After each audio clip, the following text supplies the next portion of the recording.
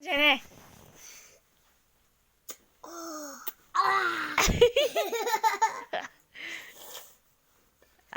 Út hại. Nếu ta phi ta một chợ. Nếu bây giờ gửi tích cứng bờ. Do là con lên bé hôn cha nó. Con tên gì? Ta Hoàng. Con mấy tuổi? Ta 3 tuổi. Bố con tên gì? Ta tuổi Giang. Mẹ con tên gì? Ta tuổi Gia.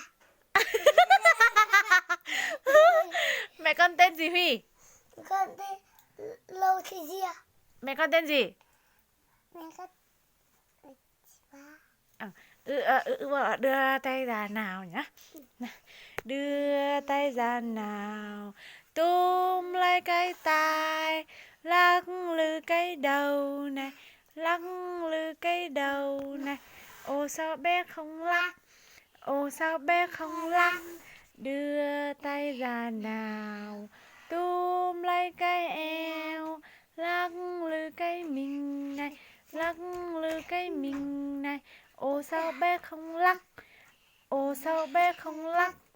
Đưa tay ra nào, túm lấy cái chân, lắc lư cái đầu đùi này, lắc lư cái đùi này.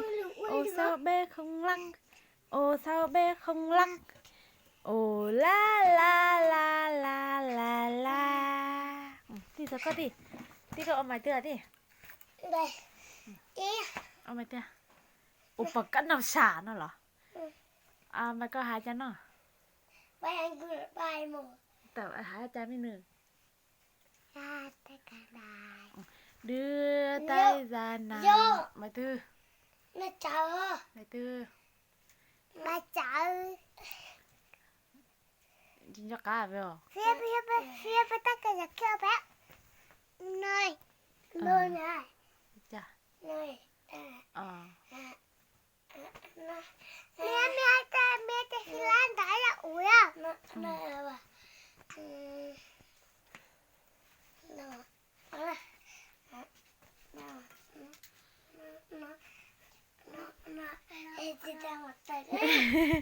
Tập thể dục à? Ta một tập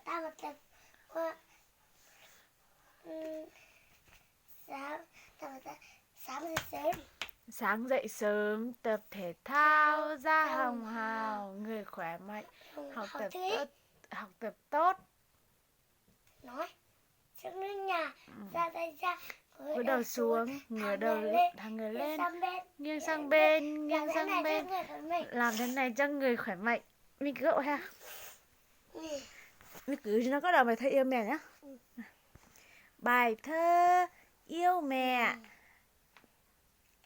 Mẹ đi làm từ sáng sớm, dậy thổi cơm, mua thịt cá, em kề má, được mẹ yêu, được mẹ thơm. Ơi mẹ ơi, yêu mẹ lắm. Tất cả đọc đối rồi nhá. Bài thơ có đọc là bài thơ mẹ yêu mẹ. Mẹ đi làm từ sáng sớm,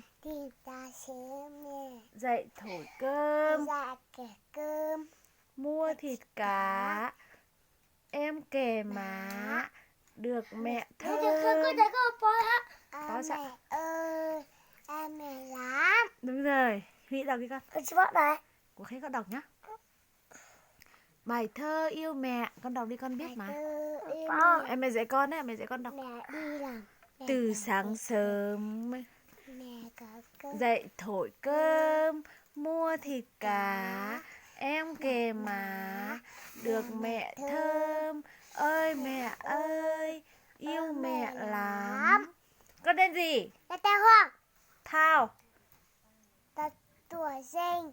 Thao Tuấn Hoàng. Ta tuổi Hoàng. Bố tên gì? Ta tuổi Giang. Mẹ tên gì? Mẹ. Lâu Thị Gia. Lâu Thị Gia. Anh tên gì? Mẹ cà phê. Thao Tuấn Huy. Ta tuổi Phi. Con mấy tuổi rồi? Anh cứ ta tuổi Phi. Con học trường gì? Trường Nam Sơn.